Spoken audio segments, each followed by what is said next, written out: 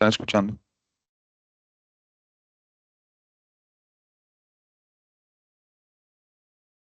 Sí,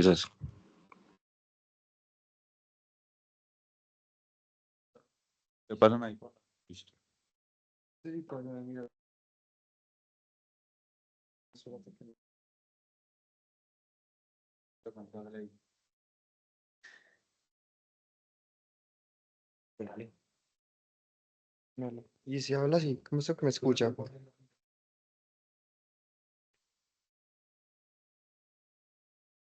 ¿Cómo que le damos o qué? Mm. Ah, como quieras. Vamos a este lado.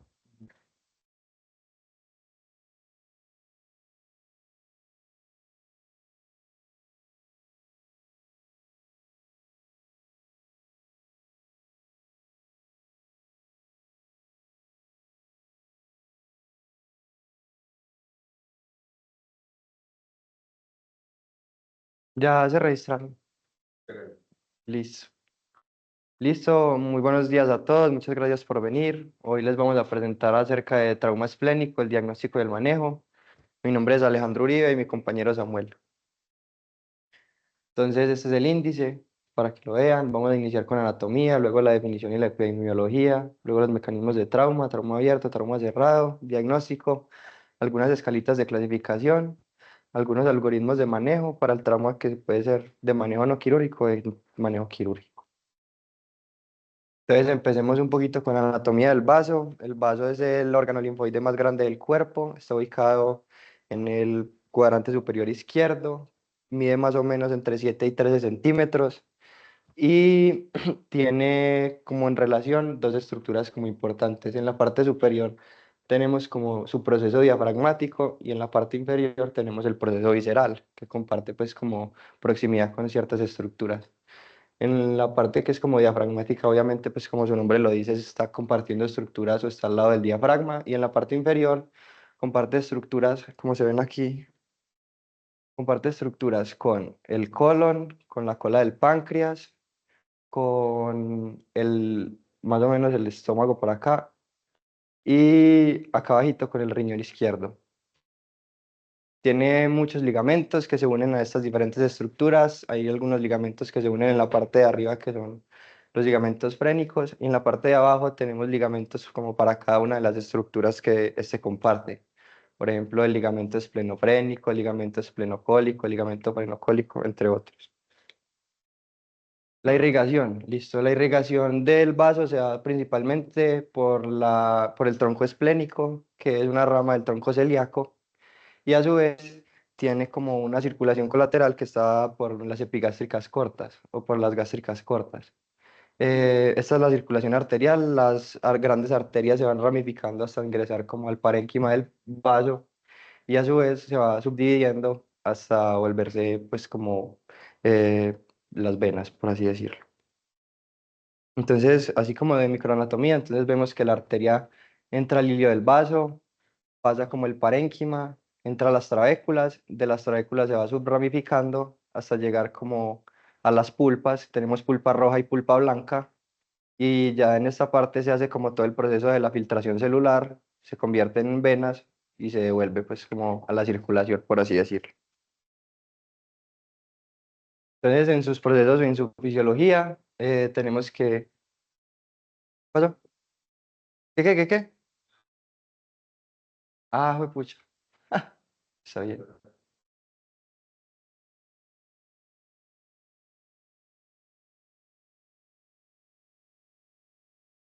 Entonces, dentro de la fisiología del vaso tenemos la hematopoiesis, que esta sobre todo está en el proceso, pues, o se encuentra en la etapa fetal, más o menos como hasta el quinto mes de vida, y ya después se convierte en un órgano de filtración celular. Cuando uno ve hematopoiesis, pues, en un paciente adulto, debería pensar en alguna malignidad o en alguna otra cosa, porque el vaso no debería estar generando celularidades, pues, como en procesos normales. Sirve también como un reservorio grande de plaquetas. Se dice que más o menos un tercio de las plaquetas se encuentran en el vaso y se acumulan allí y ya cuando hay un trauma o alguna lesión, pues estas se liberan y logran pues como salir a circulación.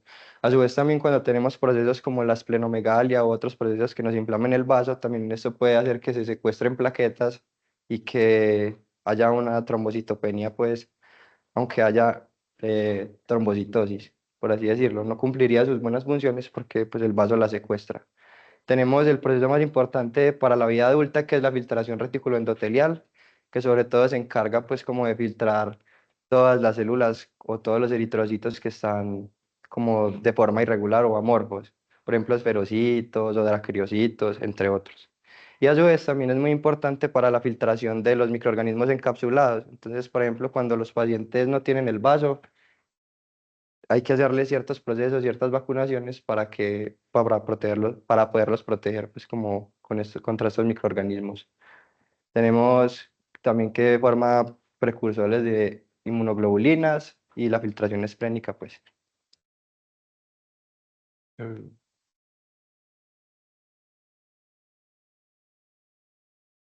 Creo que seguís vos, ¿cierto?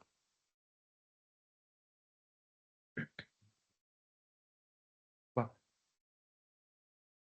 Bueno, entonces ya para entrar como en materia. Entonces, ¿qué es el trauma esplénico? El trauma esplénico es cualquier lesión secundaria a cualquier mecanismo, bien sea abierto o cerrado, que nos afecte o nos comprometa la cápsula o el parénquima esplénico. Esto pues genera un compromiso de la víscera y posteriormente pues también compromete la volemia del paciente porque el vaso es un órgano muy irrigado precisamente para cumplir todas las funciones que este tiene. Entonces dentro de la epidemiología tenemos lesiones penetrantes y lesiones no penetrantes. En las lesiones no penetrantes, según pues como la epidemiología que saqué, están más o menos un 8,5% de las lesiones abdominales y en las lesiones no penetrantes, esto está trocado, perdón, sería ser al revés. Las lesiones no penetrantes es aproximadamente hasta el 42% que se compromete.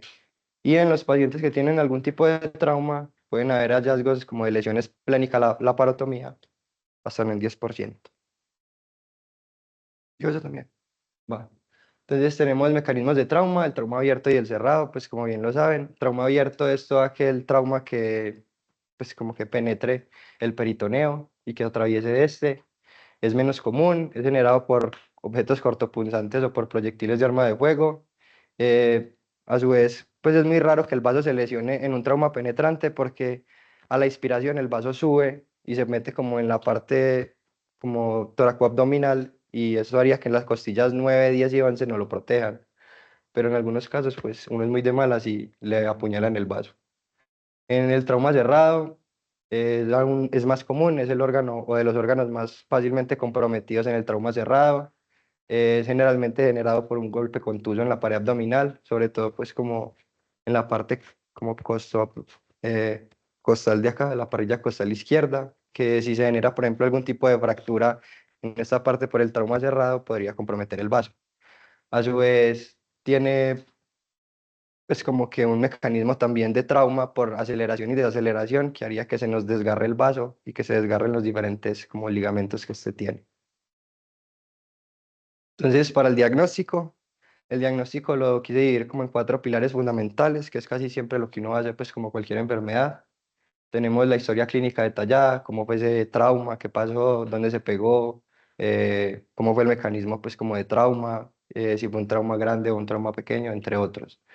Todo el examen físico completo, hacerle un muy buen examen físico para saber si está estable o inestable, saber si tiene algún compromiso, hacer todo pues como el XABCD que ahorita se los explicamos y para pues como intentar predecir las posibles complicaciones que tenga el paciente a la hora de sufrir un trauma cerrado o abierto en el abdomen.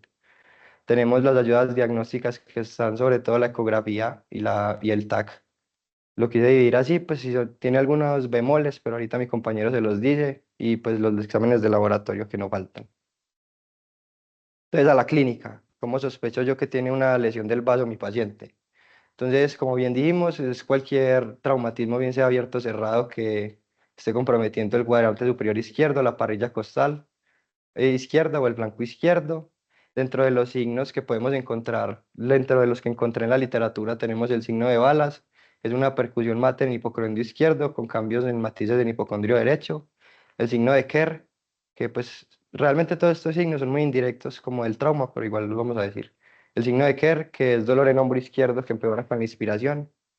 Y algunos otros signos indirectos de trauma abdominal, como son el cinturón, el signo del cinturón de seguridad. Por ejemplo, cuando tenemos un accidente de tránsito y se nos queda marcado el cinturón de seguridad generando un trauma cerrado o un trauma contuso en abdomen. Y el signo de Cullen, que bien está muy descrito pues como en pancreatitis, también está descrito como en las hemorragias intraperitoneales y sería como la aparición de una equimosis periumbilical que se extiende. Y en el contexto de trauma nos haría pensar como en una hemorragia.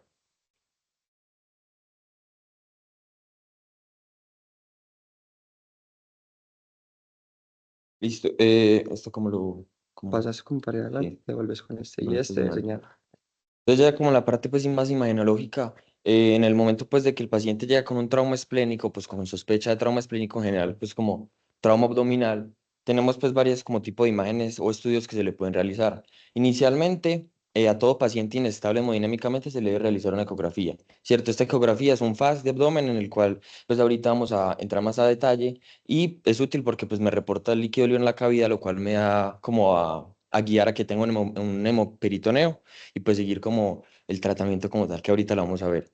Y pues la otra imagen que es el gold standard para pacientes hemodinámicamente estables es el TAC de abdomen contrastado con una sensibilidad y una especificidad muy cercana al 100% porque pues este me ayuda a describir como tal qué más lesiones hay aparte del vaso y pues cuál es el grado de la lesión del vaso que ahorita lo miramos. Listo. Entonces, en el FAST, inicialmente miramos pues como tal el hipocondrio izquierdo, en el cual vamos a ver ya sea pues un borde hipoecoico, periesplénico, el cual pues, me va a decir que hay líquido acumulado en la, pues, en la periferia del vaso. Esto pues muy significativo de pues cualquier tipo de sangrado producido por este órgano. También pues se puede encontrar líquido subcapsular o intraperitoneal periesplénico que también pues me va a indicar o me va a hacer pues como pensar en un hemoperitoneo. También tenemos pues líquido en el espacio de Morrison, un espacio pues hepatorrenal, que es más en el hipocondrio izquierdo, por así decirlo. Ahí tenemos que pues poner como el transductor del ecógrafo y ahí tenemos que buscar más en el fondo del saco acumulación de líquido, porque como este saco tiende a ser como pues más hacia abajo, se acumula pues en la parte del fondo, a menos de que sea un hiperitoneo pues masivo. También, ya pues más en la parte, este sí es muy específico de hemoperitoneo o acumulación de líquido pues en cavidad abdominal, miraríamos es el espacio retrovesical en hombres y el fondo del saco de Douglas en las mujeres. Esto es simplemente también para diagnosticar pues o que nos den una idea de acumulación de líquido en la cavidad abdominal y pues que podamos hacer un abordaje diferente al que haríamos si no tuviésemos pues este hallazgo. Y aparte pues de estos dos, también pues como en el FAST tenemos que ver el pericardio para ver si hay un derrame pues pericárdico, pero pues que en este caso no aplicaría y ya. Listo. Y en la TAC, que ya es, como les comenté, en pacientes estables hemodinámicamente, pues tenemos varios tipos de lesión. Las lesiones van, primero pues un hematoma, que ya sea pues por el tipo de trauma, pues por la lesión per se, que es una lesión pues o una masita o una imagen con alta densidad en la cual no tiene con de alta densidad una tomografía sin contraste y de baja densidad con contraste. Una lesión periesplénica son, como les mencioné, es lo mismo, pues muy similar a como lo vemos en la ecografía, que es una acumulación de líquido alrededor del vaso. Especialmente pues con altas unidades de Hounsfield, que es cuando está hiperintenso, ¿cierto? Sí. Eh, el intraparenquimatoso, que ya pues es como tal dentro del vaso. Tenemos pues regiones hipodensas, que serían las negras, que ahorita vamos a ver una imagen, pues que son las más oscuritas, dentro del parénquima esplénico, que pues que nos indican como tal un traumatismo ya intraparenquimatoso. El subcapsular es muy similar al periesplénico, porque pues es justico debajo de este, y pues simplemente es que nos sigue el contorno, porque pues la cápsula me retiene todo este líquido. La laceración ya es una lesión como tal, que me corta pues como tal el vaso, por así decirlo, y son líneas hipodensas. Ahorita las vemos que son negritas, que me llegan hasta todo el parénquima. Y el sangrado activo, pues este sangrado activo me lo indica, pues es una extravasación de contraste. Mientras hacemos la tomografía, se ve pues todo como esta parte hiperintensa, y como, por así decirlo, chorreándose del vaso como tal. Y estos son pues ya como hallazgos más específicos que no son tan generalizados de no, el vaso, no, esto es como lo que me va a indicar así como fácilmente qué es lo que estoy mirando y si tengo que pues como un trauma esplénico o no. Entonces, una lesión vascular como tal del parénquima esplénico, vamos a encontrar un plus de contraste, que como tal es lo que les está mencionando.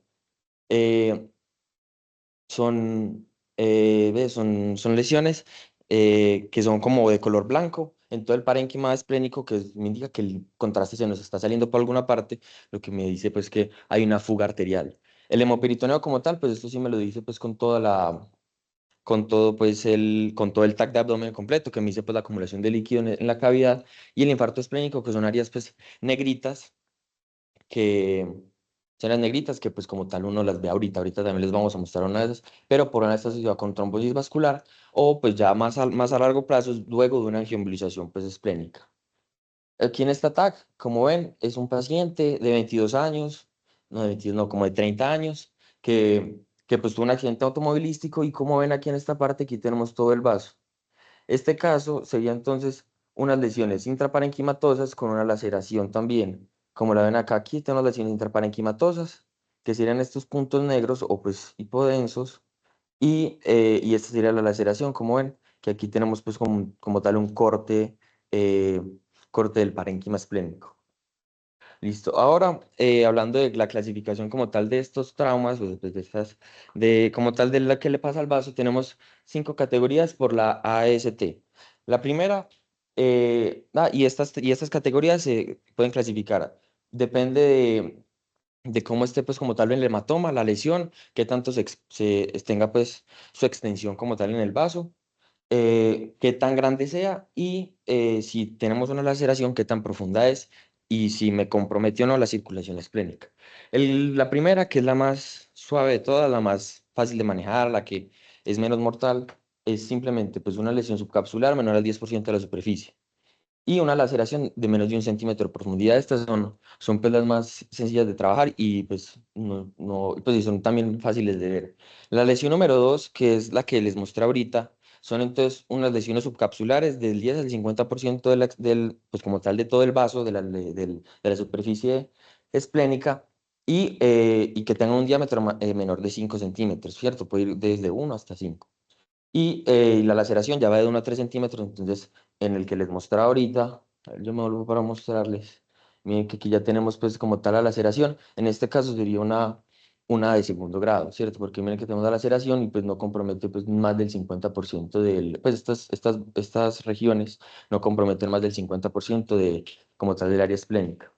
Eh, y no hay daño de la circulación como tal esplénica. En el tercero, ya ahí depende, pues ya la lesión es muy grande, compromete más del 50% del vaso, puede ser expansivo o rota, también pues puede precursar con pseudoneurismas, con fístulas arteriovenosas, pero esas ya son más comunes en la 4 y en la 5. Como tal, el diámetro es más de 5 centímetros y se puede romper también, pues puede ser expansivo, puede estar aumentando cada vez pues más como tal su diámetro. La laceración es mayor a 3 centímetros y puede haber daño de los vasos trabeculares, que esto es lo que me podría sugerir, o pues es sugestivo de que el paciente pueda entrar en una inestabilidad hemodinámica. El 4 y el 5 son muy similares, por así decirlo, porque entonces en el 4 tenemos una laceración que ya no es como tal por profundidad, sino que es una laceración que me va a devascularizar, a necrosar, como a dejar sin suministro sanguíneo a más del 25% del vaso, ¿cierto? Esto pues se ve como tal en los hallazgos pues, del ataque. Y hay daño iliar o segmentar como tal de la irrigación arterial, y por eso es que me ocurre pues como esta necrosis. Y ya la quinta, la última clasificación, que ya es la más, pues por decirlo, mortal, la más complicada, es simplemente que el vaso está completamente destrozado, se rompió y se segmentó en un montón de pedazos, o que simplemente hubo una devascularización total del órgano, por lo cual pues ya queda inservible. Y pues como complementando esta clasificación del trauma, pues de la AST, tenemos la clasificación WSS, de la WSS, que salió en 2017, y me coge esta clasificación, la de la AST, que la ven acá, y me la junta pues como con el estado hemodinámico del paciente para determinar, por así decirlo, como el manejo que se va a llevar. Pues sí, siendo WSS, lo importante acá es la hemodinamia del paciente. Que mire que los pacientes estables, ya sean donde sea que estén, no van a tener como tanta pues como probabilidad de muerte, ni va a ser como tan grave el tema. Sin embargo, un paciente de la lesión que sea, ya esté inestable hemodinámicamente, eso va a hacer tornar el manejo muy diferente, y va a hacer pues que tomemos decisiones clínicas pues diferentes. Listo. Entonces ya hablando acerca como del diagnóstico, pues ya mi compañero les contó y ahora vamos pues como a entrar en materia de qué hace uno cuando un paciente le llega así. Entonces, como dice la TLS, hay que hacerle el enfoque pues al paciente con el XABCD. Entonces iniciamos con un paciente que está en la camilla, que nos llegó de un accidente de tránsito y debemos saber qué tiene el paciente, no sabemos qué tiene todavía. Entonces iniciamos pues como la revisión, digamos así, sistemática en la que nos iniciamos en la A, que es la vía, nos centramos en la A, que es la vía aérea, evaluamos pues si tiene signos de sangrado en boca, si tiene secreciones, si tiene cuerpos extraños, si tiene fracturas mandibulares, si tiene algún hematoma expansivo pues como en cuello. Y para esto pues le daríamos, o qué manejo le daríamos como para la vía aérea, le quitaríamos las secreciones, le haríamos alguna maniobra ya sea de tracción mandibular o frente mentón, dependiendo pues como del trauma que tenga. En la B, miraríamos la respiración, si él tiene buen control de su respiración, si él puede respirar solo, o si necesita que yo lo necesito pues como entubar, o si tiene un neumotórax, o si requiere pues como alguna intervención que me ayude a mí pues como a ayudarle al paciente a que tenga un mejor control de su respiración. Luego pasamos a la C, que la C es todo el componente como de la circulación. Entonces tenemos que ver el tono de la piel, si es un patrón moteado, si tiene las extremidades frías, si está diaforético, entre otras que nos harían pues como pensar en que tiene algún compromiso circulatorio, o ya bien sea por la cinemática del trauma, o por lo que nos hayan contado pues como de la historia, sospechar el trauma pues como, o sospechar pues que tiene alterada la circulación.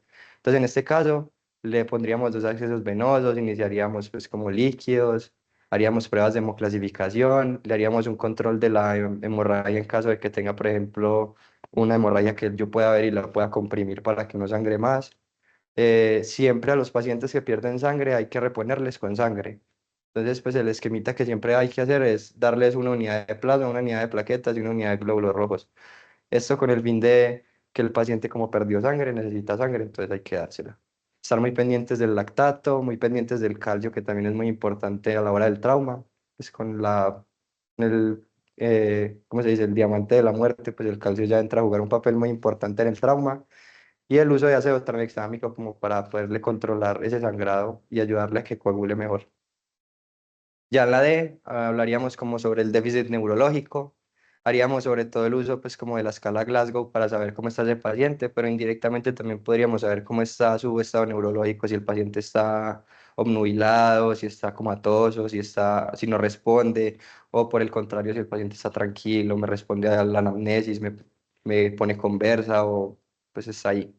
Entonces sería como directo o indirecto revisar ese déficit neurológico que está muy relacionado con la respiración y con la circulación del paciente. Y por último, pues la exposición, que ya sería ver si tiene algún otro tipo de lesiones, si me faltó revisar y de pronto tiene una lesión en la parte de atrás o en el dorso que yo no haya visto, revisar pues como otras posibles cosas y sobre todo en la exposición también, pues muy importante el control de la temperatura, que esto nos ayudaría a tener al paciente como controladito.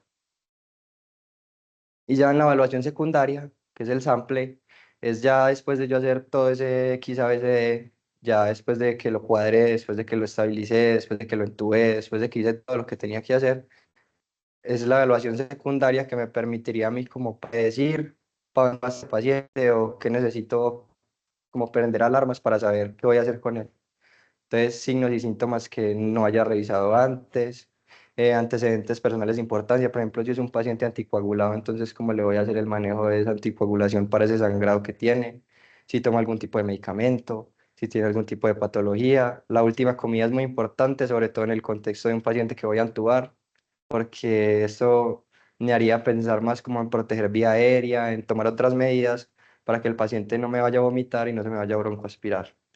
Y en eventos previos, pues como para saber la cinemática del trauma. Entonces, vamos a enfocarnos en este algoritmo. Este algoritmo habla sobre todo, pues como de el enfoque del trauma penetrante, en donde como mi primera medida me llega un paciente, entonces primero le hago el XABCD para saber qué tiene, cómo lo puedo intervenir, cómo lo puedo estabilizar. En este caso, si lo logro estabilizar, que sería acá, tendría que ir a mirar si es de la pared anterior o de la pared posterior, explorar la herida a ver si me pasó o no me pasó el peritoneo para saber si es penetrante o no. Si no es penetrante, pues se sutura la herida. Si es penetrante, se haría vigilancia clínica. y se harían algunas indicaciones de cirugía si el paciente se me desestabiliza. Por el contrario, si llega un paciente, le hago el XABCD y no lo logro controlar, él sigue mal, no logro estabilizarlo, tiene que irse inminentemente a una laparotomía exploratoria para que hagan cirugía de control daños y logren como estabilizar al paciente. Entonces tenemos el manejo de pacientes estables y inestables. ¿Querés? Sí, hágale pues. Entonces, en el algoritmo de pacientes estables, ¿qué es un paciente estable? Es un paciente que me llegó y yo le hice todo el XABC muy juicioso y logré estabilizarlo. Entonces, en este caso ya el paciente no está sangrando, el estado de conciencia está bien, me está saturando bien, no veo signos como que me hagan pensar en que el paciente se me está descompensando. Y lo que sigue acá es hacerle una imagen, que es el TAC. El TAC es el gold estándar para saber cómo tiene las lesiones del vaso. Entonces el TAC me reportaría lesiones de entre 1 y 4. En la literatura se habla de hasta grado 4, yo podría hacerle como el manejo conservador, que es este manejo. Entonces le hago observaciones y inicio el tratamiento conservador. ¿Qué indicaciones tiene? Las indicaciones serían traumatismo no penetrante, normalidad hemodinámica, lesión esplénica única, que tenga pues como lesiones esplénicas documentadas en las imágenes que no me hagan pensar en que necesita o esté comprometido pues el órgano inminentemente, ausencia de lesiones abdominales, un paciente alerta con un control estricto y pues entre otras. Y en contraindicaciones es todo lo contrario a pues lo que acabo de decir. Entonces es un paciente que tiene alteración del estado de conciencia, está en choque, está con hemoperitoneo así súper importante, tiene una lesión esplénica así gigante que no nos debe controlarlo pues como con el manejo conservador. Entonces en este caso no podría ser yo como esta terapia. Entonces, ¿qué es la terapia del manejo conservador? La terapia del manejo conservador es sobre todo una terapia en la que yo le puedo aplicar a los pacientes que logré estabilizar y que sé que probablemente no necesiten cirugía. Entonces empezamos con reposo en cama, que tiene que ser pues como no en hospitalización, sino en UCE o en UCI, porque pues acabo de sufrir un trauma que puede sangrar, que puede estabilizar al paciente, entonces hay que mandarlo pues como con un monitoreo más estricto. Hay que hacerle 3 exploraciones físicas abdominales al día. No podemos dejar a ese paciente ahí como, bueno, yo lo dejé ahí en la cama y me voy. No. Hay que revisarlo para ver si tiene signos de inestabilidad, para ver si tiene signos de resangrado, entre otras. En monitoreo de signos vitales tenemos que tenerle un monitoreo estricto, pues que le monitoree todo, presión arterial, saturación, temperatura, entre otros, que debe ser las primeras 48 horas cada 3 horas y ya luego hasta las 72 cada 6 horas.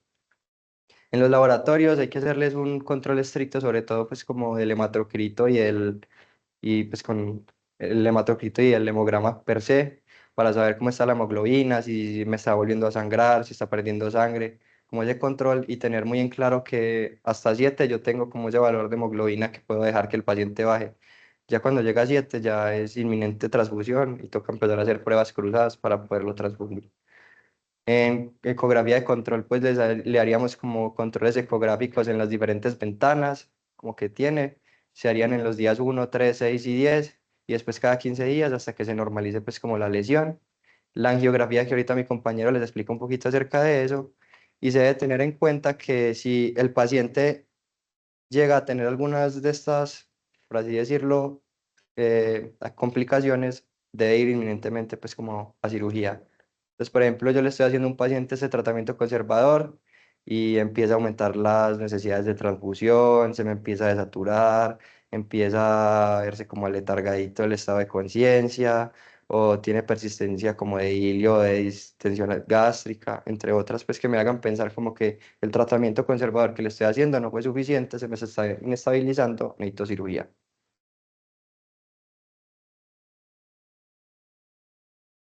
Listo, ya como tal en la parte pues de la angioembolización que hace parte del manejo del paciente hemodinámicamente estable, tenemos pues como varios puntos clave.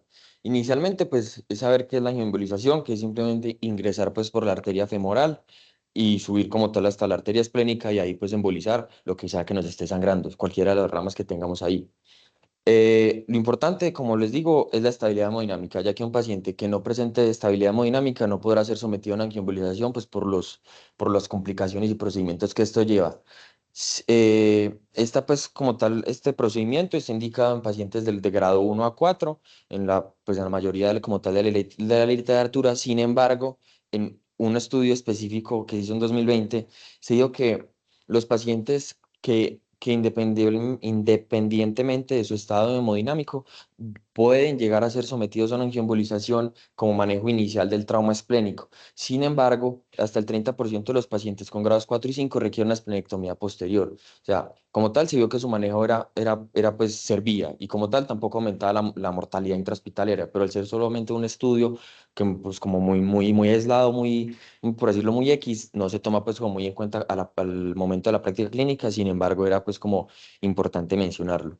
Además, como tal, cuando tenemos un proceso de angioembolización o de una esplenectomía, lo que tenemos que saber como tal es que la trombocitopenia pues, procedimiento, ya sea uno o el otro, se va a presentar únicamente en el primer día postoperatorio. Luego de esto vamos a tener como un aumento en las plaquetas hasta que se normalicen, por lo que no se considera como tal pues una complicación a largo plazo. Eh, y de esto pues ya ahorita les comentamos pues como tal, cuáles son las complicaciones de este.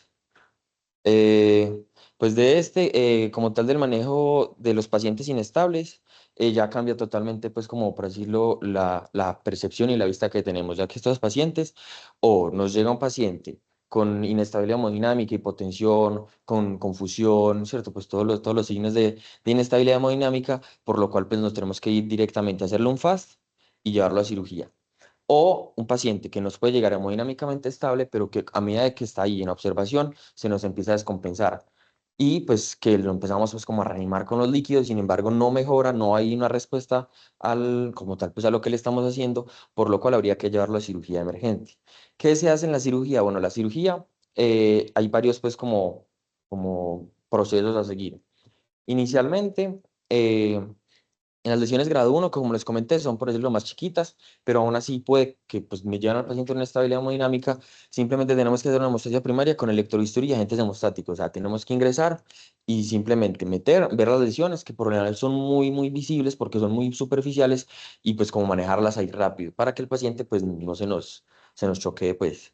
Las lesiones grado 2 y 3, ya este manejo depende mucho de como del criterio clínico, por así decirlo, lo que como tal el médico quiera o considere. ¿Por qué? Porque entonces en estas lesiones tenemos varios tipos de intervención, o ya sea con unos puntos pues, de transficción y agentes hemostáticos para como tal pues cerrar la laceración que está en estos grados presente, o pues simplemente hacer que se haga una resección esplénica segmentaria, o una esplenectomía parcial. Por lo general en estas esplenectomías parciales se tiende a dejar el polo superior pues, por su irrigación y su función linfoide principalmente. Y esto en ambas, en 2 y 3. En las lesiones 4 y 5, que son las más graves, las que por lo general en la mayoría pues, de casos requieren tratamiento quirúrgico directo, pues vamos a tener la esplenectomía total como tratamiento pues directo cuando tenemos pues esta inestabilidad, o si el paciente la lesión pues se enfoca en el polo inferior o en el polo superior, en alguna parte que podamos hacer una esplenectomía parcial y pues fomentar pues o promover la conservación del órgano, pues es lo ideal para que el paciente pues no se enfrente a todo este tipo de complicaciones postquirúrgicas que ahorita pues se las mostramos. Y ya en las complicaciones tenemos pues depende del tipo, pues depende del tipo de procedimiento que le vayamos a realizar al paciente. En los pacientes que se sometieron a esplenectomía, tienen un riesgo de sepsis fulminante luego del procedimiento. Esto porque como les mencionamos al inicio, el vaso tiene una función inmunológica muy importante, ¿cierto? Entonces, cuando le quitamos el vaso, este reservorio, pues, de toda la parte inmune, que es hasta un cuarto, pues, de la parte inmune, se guarda en el vaso, pues, nos metemos a los pacientes en un riesgo muy alto de una sepsis por microorganismos encapsulados como es el Staphylococcus aureus, la salmonela, pues, como tal, la familia de la salmonela, la E. coli y Haemophilus influenzae. Por eso, pues, hay que realizar los pacientes luego de esplenectomía una vacunación, que ahorita vamos a ver, pues, específicamente, pues, cómo se debe realizar. Pero todo paciente que se le hace una esplenectomía debe ir pues, a vacunarse contra estos agentes pues, específicos, porque si no, tiene un riesgo de sepsis pues, fulminante muy alto. Luego de la embolización tenemos varios pues, tipos de complicaciones. El principal y el que es característico de este tipo de procedimientos son los abscesos esplénicos. ¿Por qué? Porque los abscesos esplénicos se nos forman de la necrosis esplénica que viene luego de hacer la embolización, porque es que uno emboliza una arteria, pero esa arteria no solamente me irriga la parte pues como tal que está sangrando, sino que me irriga pues otras partecitas del vaso, por lo cual llega a haber necrosis en ciertos pues, puntos focales del vaso. Estos puntos necrosados, de 2 a 4 semanas luego del procedimiento, se nos pueden llegar a infectar ya sea pues, por Klebsiella proteus o por, y no nosotros, pero se nos infectan y eso pues, nos da un absceso esplénico, el cual pues, hay que tratar. Y ya en la parte de las lesiones iatrogénicas como tal, ya de la parte de la esplenectomía o durante los procedimientos que se realizan, tenemos la cola del páncreas en la cual vamos a hacer unas fístulas pancreáticas que son características de las esplenectomías per se. Y ya la pared gástrica que o la podemos, ya sea pues como perforar o hacer algo con ella o pues suele molestar, o en la embolización también podemos llegar a, ya sea por error del médico, por algunas pues, razones externas, llegar a embolizar a unas arterias que irrigan el estómago y pues llegar pues a complicaciones pues como tal de la pared gástrica. Listo, entonces, como decía ahí, pues como en el diagramita anterior, entonces había que ver la tablita. Entonces, como mi compañero había dicho, hay que darles a los pacientes que les quitamos pues como el vaso en la esplenectomía, hacerles una inmunización postquirúrgica. Esa inmunización se debe pues principalmente a la función inmunológica que cumple el vaso y esa función que me permite a mí como detectar esas bacterias encapsuladas. Entonces, un paciente adulto que sea sometido a una esplenectomía, pues como, sí, per se, debe ser vacunado, pues en los días posteriores, más o menos 14 días después de la esplenectomía, debe ser vacunado con la vacuna neumocócica, con la vacuna meningocócica y con la vacunación para hemófilos influenza. Y a su vez, también debe recibir todas estas otras terapias. Recibir la vacunación para la gripe estacional, para la sarampión, para la parotiditis, para la rubiola, para la varicela, para el tétanos, difteria y todas estas cositas, porque el vaso al ser el órgano principal como en la filtración como de todos los microorganismos que van en la sangre y el que se encarga de eso, al yo no tener eso, pues me va a afectar esa función inmunológica y necesito cubrir a mi paciente para que no sufra de nada. Tenemos el caso clínico, entonces es un paciente masculino de 22 años sin antecedentes de interés que acude al servicio de urgencia luego de sufrir el traumatismo de abdomen cerrado, pues como en la motocross. Al examen físico se encuentra hemodinámicamente estable, con dolor abdominal intenso y difuso y con dolor a la palpación en el hipocondrio izquierdo, en bocílica izquierda y en hipogástrico. Recibo esa partecita ahí, claro. Entonces, a este paciente, como vemos acá, no tiene ningún signo pues, de inestabilidad hemodinámica. Entonces, como cualquier paciente que llegue estable hemodinámicamente, se tiene que llevar instantáneamente a hacer una tomografía de abdomen contrastada. En este paciente, como vemos, pues tenemos varias lesiones, tenemos pues acumulación de líquido en la cavidad abdominal, tenemos pues unas lesiones perihepáticas y como tal pues hepáticas que no nos importan y lo que nos importa específicamente es el vaso, que como ven aquí tenemos una laceración en el polo anterior del vaso y pues una acumulación de líquido periesplénico que también pues es indicativo de que hay sangrado, ¿cierto? En este paciente con esta TAC, entonces seguimos, entonces se ve este montón de cosas que pues son pura carreta, pues puro chorrerío que se ve en toda la TAC, pero lo que nos importa es que entonces estratificamos una lesión esplénica grado 2, ¿cierto? Porque entonces tenemos la lesión contusiva hipocaptante, o sea, negra, en el polo anteroinferior esplénico de 2,3 centímetros de diámetro, ¿cierto? Entonces, si nos devolviéramos a la tabla, pues podríamos ver que en estos son menos de 5 milímetros de diámetro, entonces entra dentro de las categorías pues, de la clasificación para una lesión esplénica grado 2. Además, pues esto ya es más que todo el líquido, pues como tal, los líquidos que veíamos que les mencioné, y esto ya es más como tal en la TAC total, pero miren que tenemos signos de hemoperitoneo, sin embargo, el no ser masivo no requiere pues como tal un abordaje de la parotomía exploratoria. Y esto es lo que les comentaba del blush o de la pues como extravasación de contraste, porque entonces si ven, entonces en el vaso cuando tenemos, pues como estamos en la fase pues de arterial, entonces vemos que que el contraste se nos sale el hígado, porque, es que el hígado, se nos sale el vaso, porque pues como tenemos una ruptura, se nos sale para todas partes y vemos pues ahí una cosa blanca reluciente que nos indica que se nos está saliendo. Listo, aquí. Entonces, luego de esto, entonces uno dice, pues, ¿qué le voy a hacer? Pues como tenemos una lesión esplénica grado 2, nos entra pues dentro del manejo de la angioembolización como tal, ¿cierto? Del manejo del paciente estable. Luego, pues, de hacerle todos los líquidos y pues tenerlo como en observación, decir, bueno, está bien, responde a la reanimación, lo llevamos a una angiografía en la cual pues vemos esto. Entonces dirán, pues, ¿qué se ve ahí? Pues, uno ve entonces todo el procedimiento pues del cateterismo per se, que recuerden que ingresamos por la arteria femoral, y entonces aquí tenemos todo lo que sería la arteria esplénica, ¿cierto? Aquí tenemos el vaso, como lo pueden ver, y simplemente tenemos que hacer una embolización de esa zona. Luego de esto, entonces, tenemos aquí otra cosa, que como ven, seguimos pues con un poquito de líquido en la cavidad abdominal, pero miren que las lesiones como tal y el líquido que se ve aquí alrededor del vaso está muchísimo mejor. ¿Qué vemos en este caso? En este caso vemos una de las secuelas, por así decirlo, de la angioembolización, que es que necrosis del parénquima esplénico. ¿Qué sería esta parte negra, pues, o hipodensa que vemos acá? Entonces, esta necrosis es normal, es muy común, pues, que ocurra en todos los casos de angioembolización, pues porque como les mencioné, dejamos sin suministro sanguíneo una zona del vaso, por lo cual pues vamos a tener estos cambios que no son significativos, no nos van a indicar pues ningún tipo de como falla del tratamiento ni nada. Y muchas gracias.